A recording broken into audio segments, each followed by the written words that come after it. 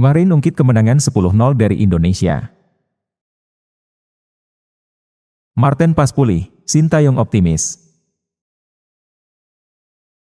PSSI desak AFC berikan sanksi berat pada Bahrain jika insiden laser terulang. Doa dan dukungan Madampang. Sintayong bicara jujur soal alasan coret Ramadan Sananta.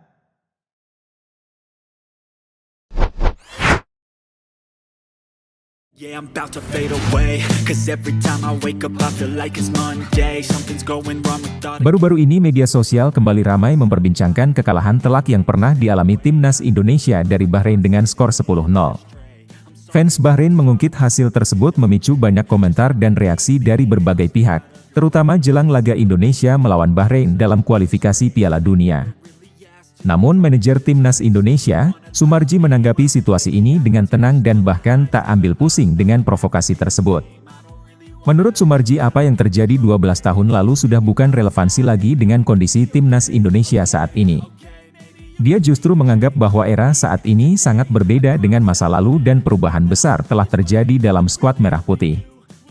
Lebih lanjut, Sumarji menyambut baik sikap Bahrain yang meremehkan Timnas Indonesia. Baginya tidak ada masalah jika lawan menganggap skuad Garuda enteng. Justru hal itu bisa menjadi motivasi tersendiri bagi para pemain untuk membuktikan kemampuan mereka di atas lapangan.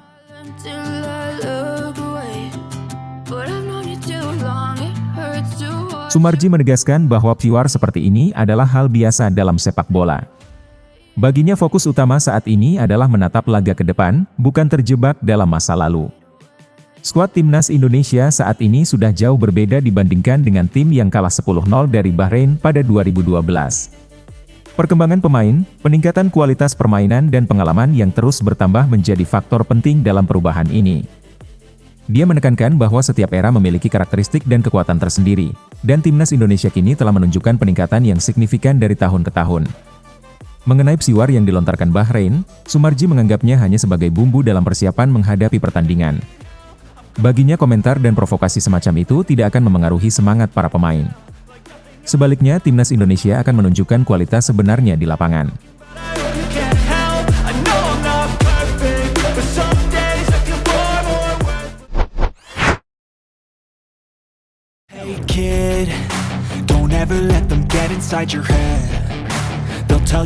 Kondisi Marten Pas sempat menjadi perhatian besar setelah penjaga gawang utama Timnas Indonesia ini mengalami cedera pergelangan tangan. Cedera tersebut sempat memunculkan keraguan mengenai kemampuannya tampil dalam laga menghadapi Bahrain dan Cina. Namun kabar terbaru yang disampaikan oleh manajemen tim memberikan angin segar bagi para pendukung Timnas Indonesia. Kondisi Pas dinyatakan membaik dan diharapkan ia akan siap untuk kembali memperkuat skuad Garuda dalam 2 laga krusial ini. Kehadiran Marten Pas jelas sangat krusial bagi pelatih Sintayong. Pas telah menjadi pilar utama di lini pertahanan Indonesia dalam beberapa pertandingan terakhir, menunjukkan performa luar biasa di bawah Mistar.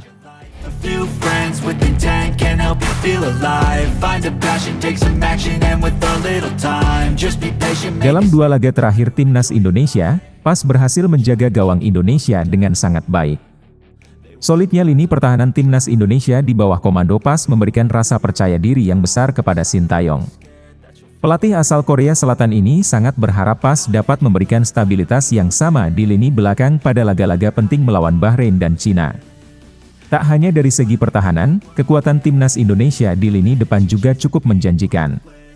Beberapa nama penyerang yang dipanggil untuk memperkuat skuad memberikan variasi dalam opsi serangan yang bisa dimaksimalkan oleh Sintayong.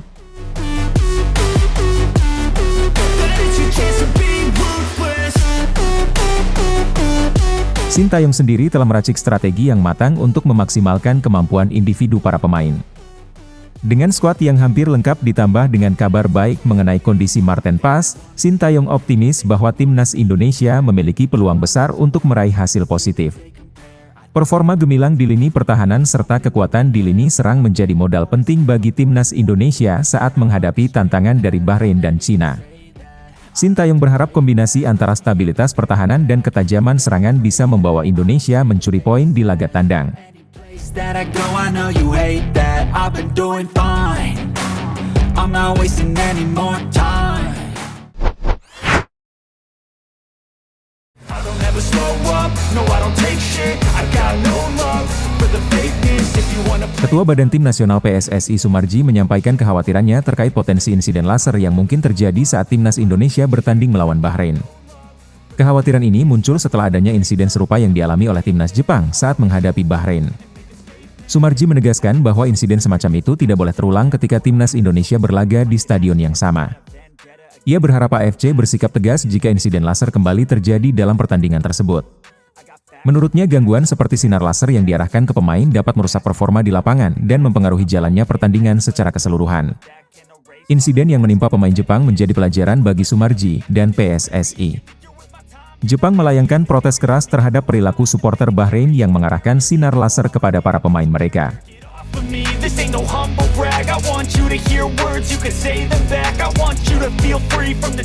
Protes tersebut disampaikan secara resmi kepada AFC, meminta adanya tindakan yang jelas untuk menjaga integritas pertandingan. Soemarji tidak ingin insiden serupa kembali terjadi saat Indonesia bertanding. Ia berencana menyampaikan masalah ini secara langsung saat pertemuan resmi antara kedua tim dan panitia pertandingan sebelum laga berlangsung.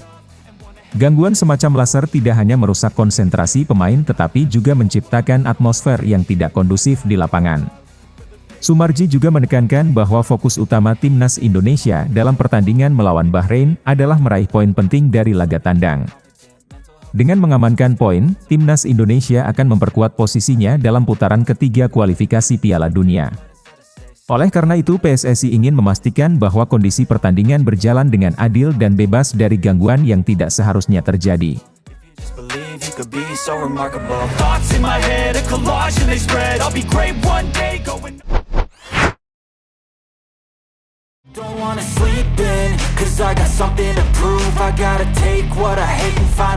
Madam Pang baru-baru ini menyampaikan doa dan dukungan kuatnya untuk Timnas Indonesia. Dalam kunjungannya ke Jakarta, Madam Pang berharap Indonesia dapat mengukir sejarah dengan lolos ke Piala Dunia. Pesan tersebut datang saat ia bertemu dengan Ketua Umum PSSI Erick Thohir. Kunjungan Madam Pang ke Jakarta ini merupakan bagian dari hubungan erat antara Federasi Sepak Bola Thailand dan PSSI. Dalam pertemuan tersebut, Madam Pang menyatakan rasa senangnya atas sambutan yang sangat baik dari PSSI. Pertemuan ini tidak hanya untuk membahas pertandingan, tetapi juga untuk membuka peluang kolaborasi di masa depan.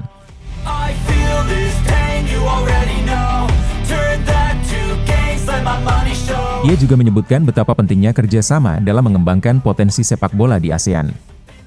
Madam Pang juga tidak menyembunyikan kekagumannya terhadap perjuangan Timnas Indonesia yang tengah berlaga di ronde ketiga kualifikasi Piala Dunia. Timnas Indonesia adalah satu-satunya wakil dari kawasan ASEAN yang berhasil mencapai putaran ketiga kualifikasi ini. Menyadari hal tersebut, Madam Pang menyampaikan harapan tulusnya agar Indonesia dapat terus melaju dan mengamankan tiket menuju Piala Dunia.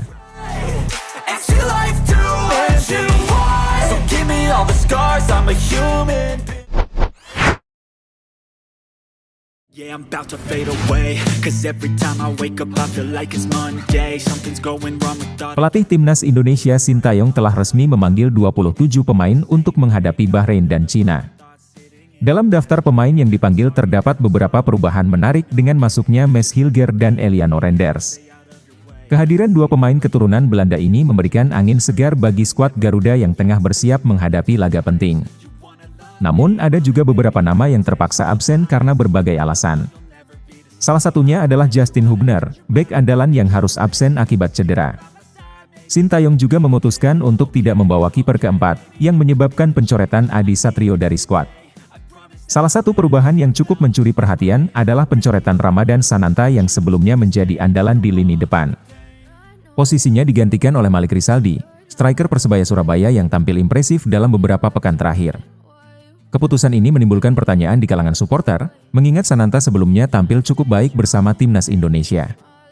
Namun Sintayong menjelaskan bahwa kondisi Malik yang lebih prima saat ini menjadi alasan utama di balik keputusan tersebut.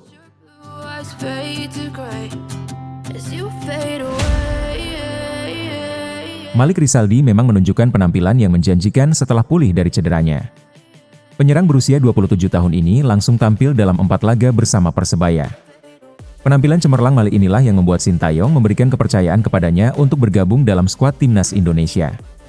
Di sisi lain, performa Ramadan Sananta dalam 4 laga terakhir bersama Persis Solo sedikit menurun.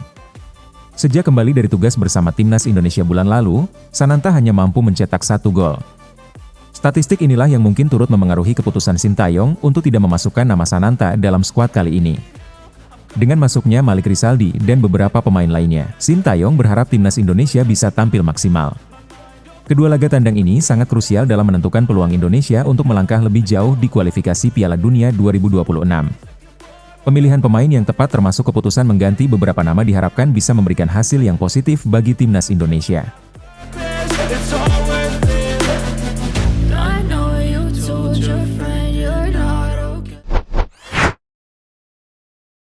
Yeah, I'm about to fade away, cause every time I wake up I feel like it's Monday. Something's going wrong with all the chemicals up in my brain. All of a sudden I don't look at anything the same way. Gotta build up of my thoughts.